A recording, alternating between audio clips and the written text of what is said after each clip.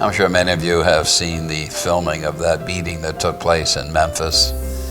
I can't help but relate to the Stations of the Cross as we walk those paths that Jesus walked during Lent. You know, seeing the beatings that he endured and just seeing the inhumanity.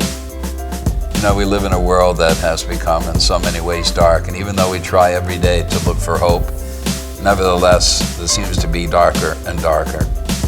I truly hope that as we witness things like this, that we realize that all of us in this time and age have a responsibility.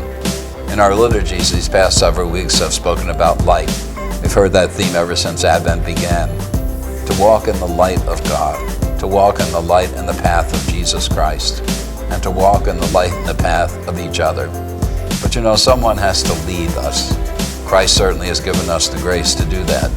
But that's the responsibility each one of us must take, to bring light back to this world, to bring a sense of hope to this world. You know, I can't help but realize how many opportunities have been turned away when we could be helping other people.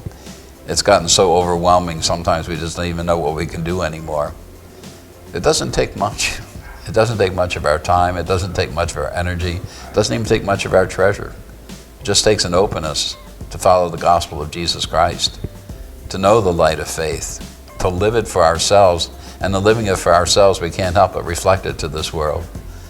And so we see this kind of inhumanity go on day after day, not just in our country, but throughout this world. And we have to ask ourselves, as we so often do when these things take place, how much more, how much longer? You know, the answer to that question lies within each one of us.